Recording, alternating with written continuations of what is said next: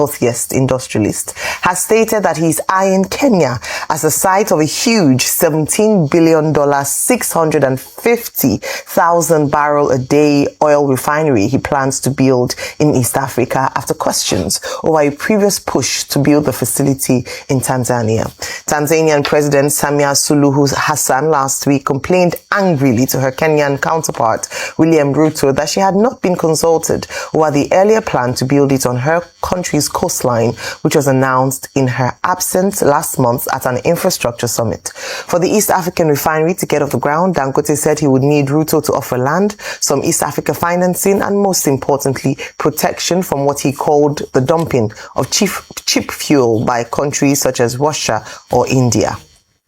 Meanwhile, fresh concerns have emerged about the NNPC's latest agreement with two Chinese firms for the rehabilitation and operation of the Port Harcourt and Warri refineries, following a new assessment which warned that the deal may expose Nigeria to significant technical, financial, and operational risks. The policy analysis was prepared by the Alliance for Economic Research and Ethics Limited. According to the report, although Sanjiang Chemical is a legitimate petrochemical company listed on the Hong Kong Stock Exchange, its expertise is concentrated mainly in downstream petrochemical products such as ethylene oxide, ethylene glycol, surfactants, and methanol tolefins, processing rather than large-scale crude oil refinery.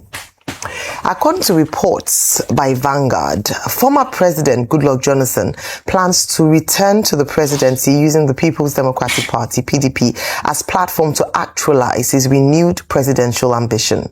The report says a top official in Jonathan's team confirmed that the decision to use the PDP followed extensive deliberation over where his chances were brighter in returning to power to provide quality leadership to the country amid growing hardship and poverty. However, the Tanimu Turaki-led faction of the People's Democratic Party has said that former President Goodluck Jonathan is a registered member of the party under its leadership, adding that he recently participated in the party's digital membership registration exercise. It stated this while dismissing as fake a series of campaign posters circulating on social media linking Jonathan to various political parties ahead of the 2027 general election. In other news, the Nigeria Democratic Congress (NDC) on Saturday formally zoned its 2027 presidential ticket to southern Nigeria for a single 4-year term, a major political decision that has effectively opened the door for former Anambra State Governor Peter Obi and other southern aspirants to contest on the party's platform. The resolution was adopted at the party's maiden national convention after a motion moved by the lawmaker representing Ogbaru Federal Constituency of Anambra State in the House of Representatives, AFAM, Victor Ogene. Delegates at the convention unanimously endorsed the proposal that the NDC presidential ticket should remain in the South for only one term of 40 years, beginning from 2027, after which it would automatically return to the North in 2031. The ruling All Progressives Congress (APC) stepped up preparations for its primaries scheduled between May 15 and 23, 2026. The party over the weekend screened aspirants seeking to contest various elective positions ahead of the 2027 general elections. Party officials say the process is aimed at ensuring credible candidates emerge through transparent internal procedures. The Rivers State Governor, Siminalayi Fubara, was screened on Sunday. A rights correspondent, Mary Chinda, reports that the governor declined to speak to journalists, responding only with a brief remark, "No comment." Guy, give way. Small. Yes. No comment. No comment. We'd like to have a chat. How did it go, sir? Huh? For the past 3 days. We've been listening, yes, for the past 3 days.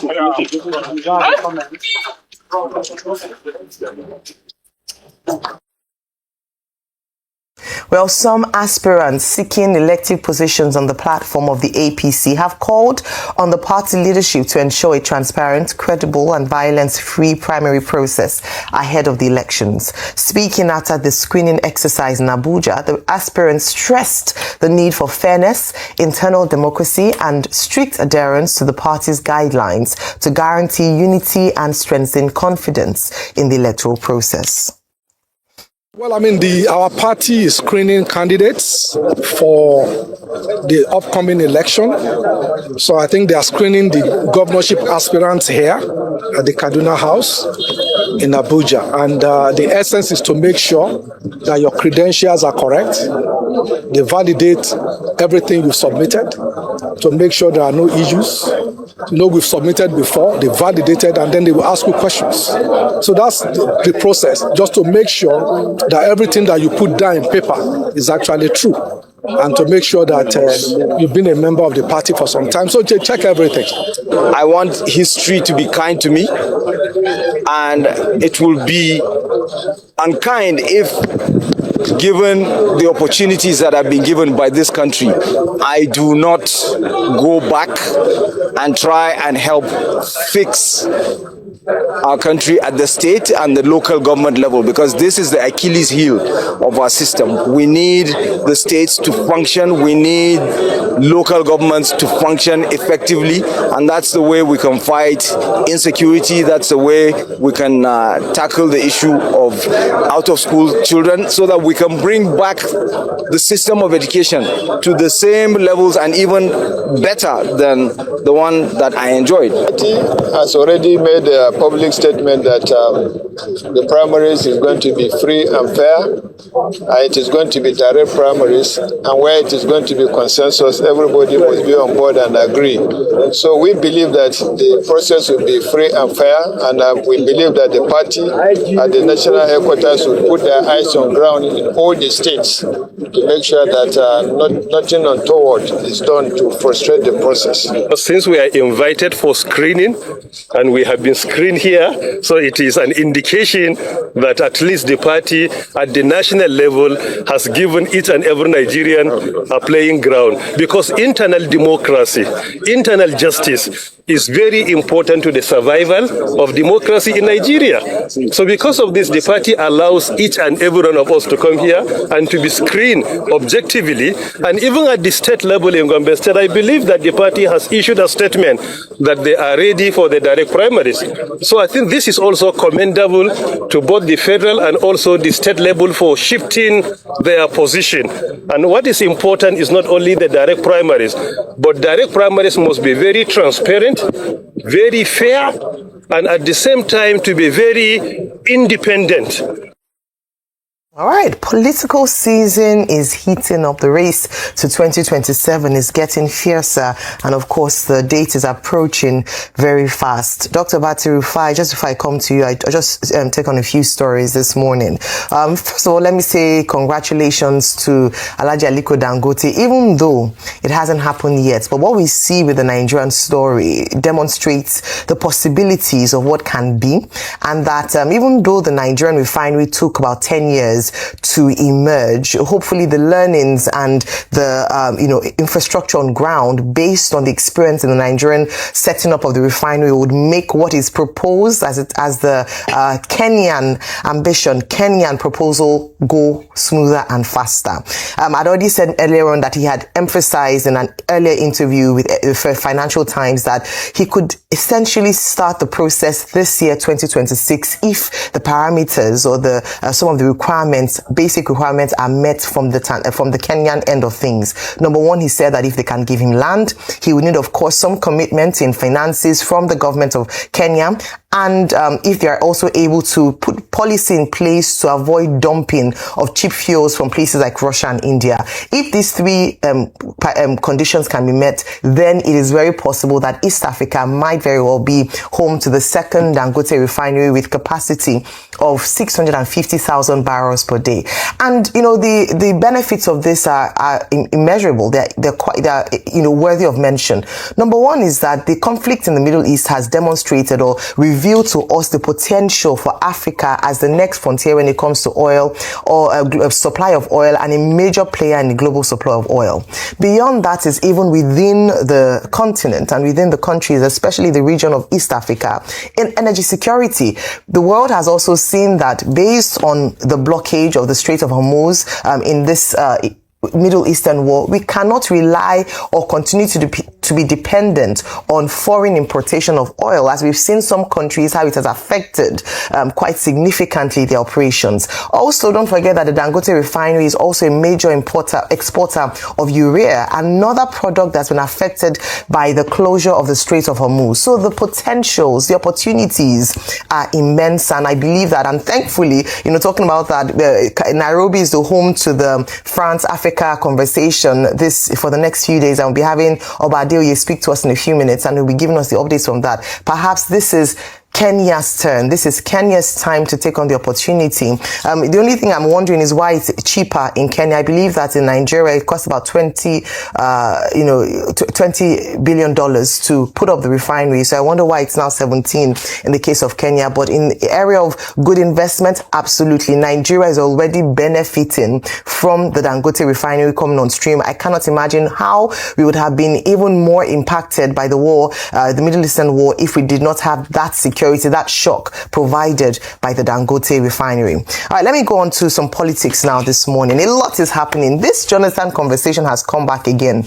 Last week was when we showed, and earlier on in the show, in one of our bulletins, we talked about a group going to see former President Goodluck Jonathan and asking him, urging him, encouraging him to run for election. And there he had come out to speak without making any commitments about the importance of voter participation, and Nigerians shouldn't have voter apathy, having your PVCs, registering to vote, collecting, and so on.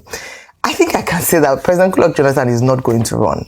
I say this because if you look at, there was a particular headline in 2022 in this day newspaper that had the same storyline around President Jonathan, potential to run causes a stir. And it almost seems like deja vu again. Did he run in 2023? Absolutely not. In the elections? No, he didn't. Because he has taken that position and continued to say that he's a statesman. He's traveled across the African continent, observing elections. He's been consulted across different party lines from different political aspirants. And so this is the position he has taken. What more does he want? He has served as deputy governor. He has served as governor. He has served as vice president. He has served as president in himself. And he left a legacy where people still refer to one of the biggest statements in Nigerian political terrain in modern times, where he says, no life of a Nigerian is worth the ambition of any man. And that has put him in the line of history, Nigerian history, perhaps forever. And so if he comes back, it might taint some of the gains that he's made, despite the fact that he left on a wave of people criticizing the way that he handled insecurity, which, in some quarters have been said was a creation of his political enemies. But now we've seen that you cannot just politicize insecurity. It is the responsibility of leadership to take ownership of that. And so whilst people can compare the economy under the Jonathan administration, the naira to the dollar, the GDP, foreign reserves, he's also not made that commitment. The other question, even if in the very rare instance that he decides to run, is which party is he going to run? Yes, some people have come out to say that, okay, the PDP, they're even going to buy a form for which PDP? The PDP in its current state, the PDP that does not have a sense of direction currently, I'm sorry to say, but that's the obvious thing. I mean, there's already even a faction with regards to which side of the PDP he's going to go to. On one hand, they're saying that there are posters in Kaduna, for instance, where they are putting him and putting on the party. And on the other hand, Tanimu Turaki faction, which is still under debate based on ruling, the Supreme Court ruling, is saying that no, he's registered under their party. So there's already division and confusion on that level. Taking up, going to the PDP would just be, I don't understand how that would work. But finally, what that would do, if he runs, which I doubt very much, is that it would further divide the opposition votes, which was the position of the Christian Association of Nigeria and other groups that have come out to respond to potential, President Goodluck Jonathan running. Would it excite the race? Absolutely. I believe that he's one candidate that could potentially give the president, that's President Bola Ahmed Tinubu, and the APC a run for their money. However, would he run? I doubt that very much, but let's see how the race goes. This is politics. Anything can happen. Okay, very good thought, Aya. As regards that, dear President Jonathan, those that said you were not good enough in 2015 are trying to push you around this time around. If you fall for their gambit and if you fall for what they're trying to push, they will just have used you to achieve their own aims and objectives, because in the end, it's all about them, not about you. They came out, they said all sorts of things. They cast aspersions on you. They made you an object of ridicule. You took the higher ground by calling President Buhari to congratulate him. Do not allow them push you into this. I'm not saying you don't have a right to run, but what are the odds? Yes, you get in there, people are talking about the PDP running in the PDP. PDP is in shambles to stay as we speak. So even if you get on the ballot, pending when PDP seeks interpretation for which faction holds the ace, then you get on the ballot. What are you going to tell the Nigerian people? I'm just asking, what are you going to tell the Nigerian people when you campaign? Oh, what we didn't do about 10 years ago, that's what we are coming to do now. Is that what you're going to tell them? What are you going to give to them as a legacy? People that have already placed you in a certain pedestal. You've had a vantage point to look at this. What are you going to tell them? So it is also incumbent on all of us to be careful. And we shouldn't take the Nigerian people for granted. And because President Jonathan also running, like he's rightly said, yes, we also divide a lot of the opposition. President Tinubu, that a lot of people are complaining that, oh, things are tough in this economy, will easily swing his way, as it is today because of the division of the opposition. He will easily have his way. So we need to be circumspect in doing things. And being a statesman, if only some people will understand the term statesman, means having respect and decorum for the interests of the state over self. As regards the APC, there's a lot of chaos going on in the APC as we speak today. The fact that the consensus thing has thrown a lot of things off balance. The screening process too, if you see what happened to Fubara yesterday, although some said it was told to take a bow, some said otherwise, some said, it wasn't screened, some said he came out angry. Whatever it is, look at Nasarawa. Look at even other states of the country. Look at Ogun State here. Who is going to emerge? Governor Gbenga Daniel, former Governor Gbenga Daniel, or current Governor Dapo Abiodun. So the APC is on tenterhooks, and that's why you're seeing a lot of defection to other parties like the NDC and the likes. The NDC had their own, convention over the weekend. The NDC also needs to watch it. And it is time for the NDC to start showing us their manifesto on how they're going to do it, because we're going to press their neck.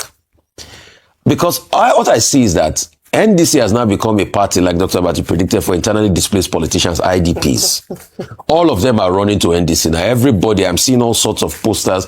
And please, guys, I'm not partisan. Stop sending me all sorts of your political ambition. Post it out there on your pages. Please.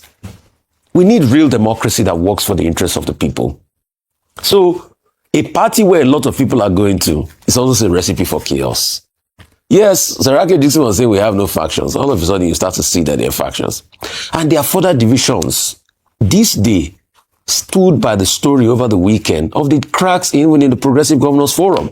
In fact, the Wheel has done an investigative journalism job today to say that it was because of 800 billion that was donated that some people shared amongst themselves that is causing the chaos in the Progressive Governors Forum. So you can see fractures even in the fold of the APC, and people are beginning to pivot. It's going to be a very convoluted and interesting season. But the most important thing is, the question is, are we thinking of the Nigerian people that are long suffering? Because I don't think we're thinking of them. Look at what happened in Jos over the weekend. Another killing, 7 people. On Friday, I think about 21 people. The military said they were bombing a place in Niger. Bombing terrorists, which will support them for their good work. Now we are hearing about collateral damage. The military has come out to say that there's no collateral damage. People are not being killed. So you are having a lot of this. Nigerian people are taking so much heat. Who is going to speak up for them? Everybody is just talking about their own interests. Who is going to talk about development and the overriding interests of the Nigerian people? Who truly cares for them? And that's why you Nigerian people, you need to be able to scrutinize. You need to be able to press the neck of the APC and ask them what will be their manifesto, press the neck of the ADC, press the neck of all the political parties and ask them, what do they have? You, the Nigerian people, you need to be selfish this period. Because these guys don't care about you. They care about their interests. Look at some of the lawmakers that defected from the Labour Party, that ruled on the mandate of the people freely.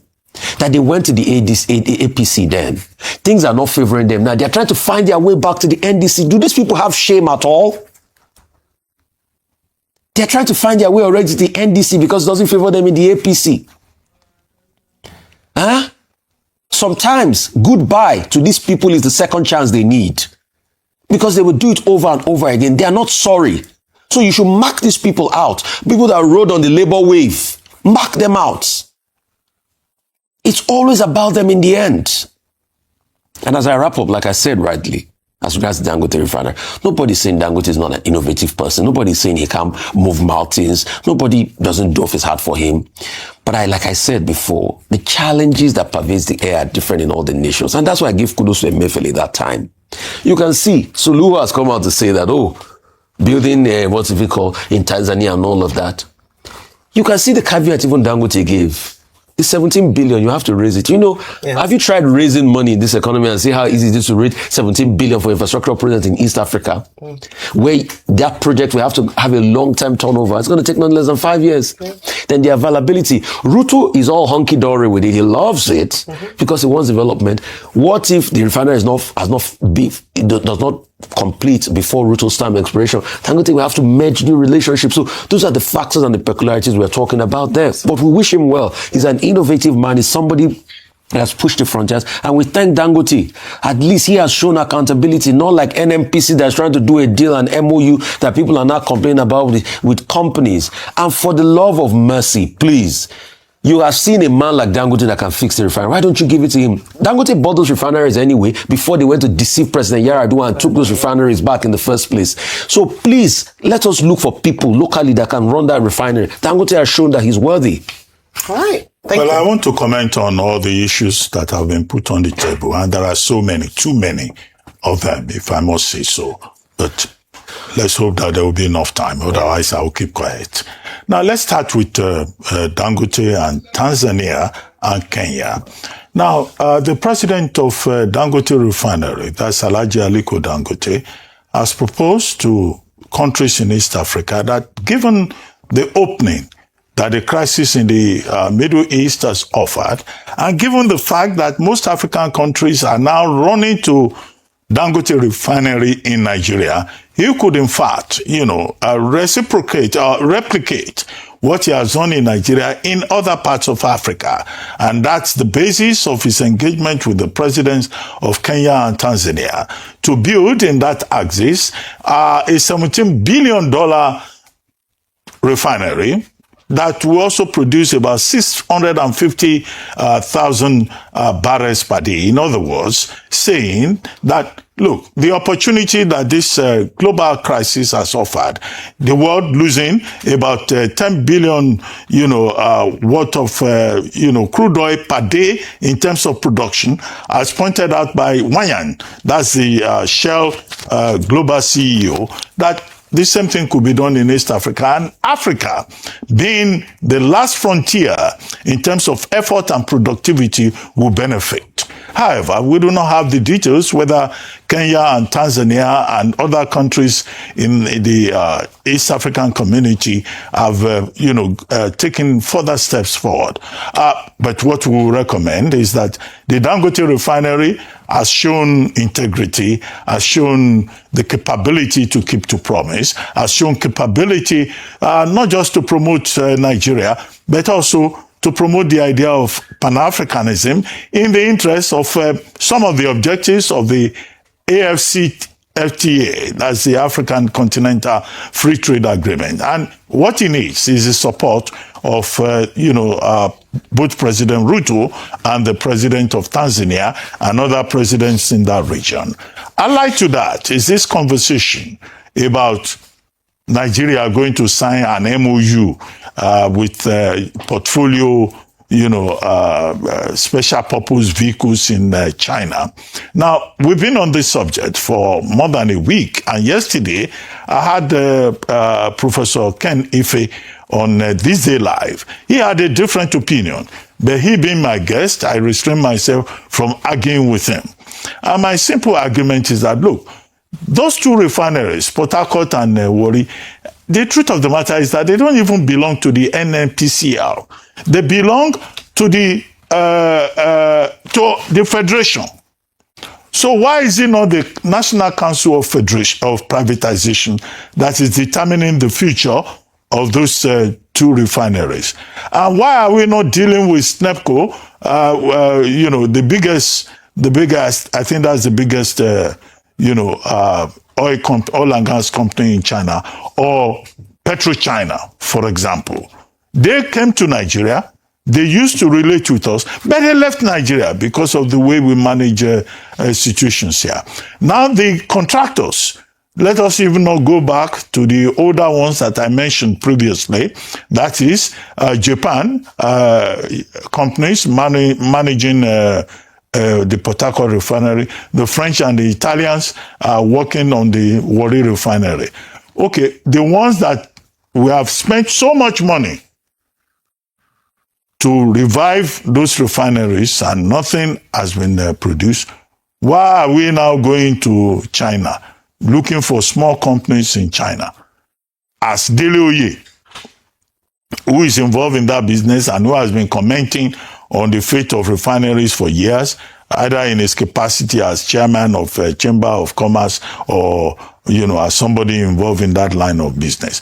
Why are we choosing two companies over which questions have been raised? So those issues are on the table. But in the spirit of balance, it was good to have had Professor Ken Ife defending. But NECA has now joined Dele to say that, look, that business is suspicious. And that was why I said that President Bola Ahmed Tinubu should look into the matter and raise questions. And I've asked the question, has anybody seen the MOU that was signed? I don't think anybody has seen it. We want that MOU in the public domain so that we can interrogate it very quickly. Let me go to President Jonathan's, matter. Now, President Jonathan himself is the only person who can tell us whether he wants to run or not. What we know is that there's social pressure on him.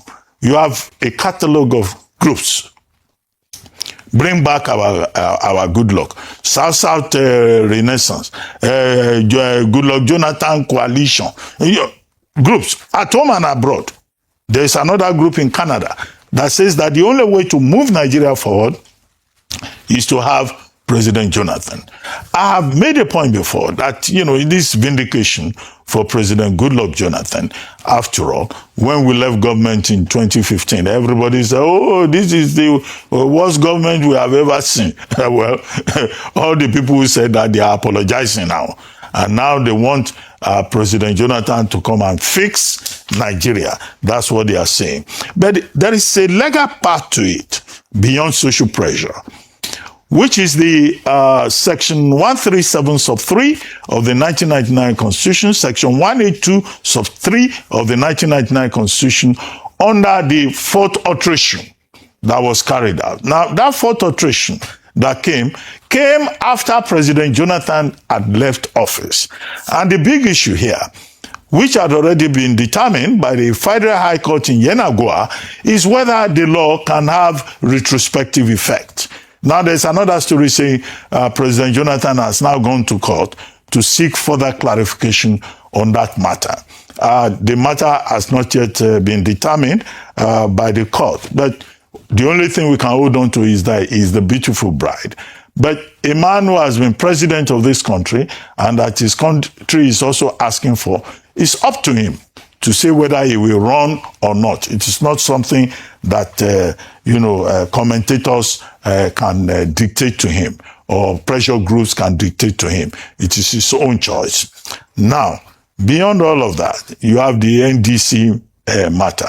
Over the weekend, the most important thing that came out from the National Democratic Congress, the Nigeria Democratic Congress, is that there was the registration of party members, there was a convention, and then all of that.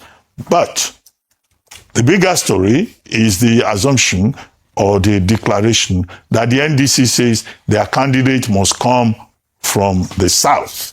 And, Dr. Kwankwanso reported as having endorsed that. And on the basis of that, the story we hear is that the NDC is going to adopt the OK proposition. And the Obedience have been jubilating that Mr. Peter Obi will most likely be the presidential candidate of that party. The party itself has not said so. So, it's a developing story. We don't know what will happen. And then you could well ask, if they say it's the South that will produce the candidate, who is going to be that candidate? The people who are lobbying for President Jonathan. Okay, are they thinking of President Jonathan as the candidate of the NDC? Are they thinking of him as a candidate of the PDP, which is a troubled platform? And that's why there are questions about whether President Jonathan will run or not. Which platform is he likely to use? So, and then agreeing on a 4-year deal, look, that's something in the air. How is it going to work? Because even if they choose Mr. Peter Obi as an individual can say, I want to be president for just 4 years and I will let it go. But the way this politics is, shaping out, people are using ethnicity as leverage. If he says, I can do 4 years as a human being, and then the Igbos, who have been marginalized in terms of representation, then say, no, you are not there because of yourself. You are there because of us. And you cannot, wrong foot Indigo by saying you will do 4 years. Which 4 years? You too, you are entitled to 8 years. So there are subtextual issues that many people are not looking at. In APC, certainly, some governors have been cleared, members of House of Reps have been cleared and all of that. But the big issue in the All Progressives Congress that I hear has even been able to get billions from the sale of funds is whether it will be consensus or it will be direct primaries. And those who have been ousted are saying it should be direct primaries. So they also have their own issue about internal democracy. This, in my view, are the issues. All right. Thank you so much, Dr. Bati.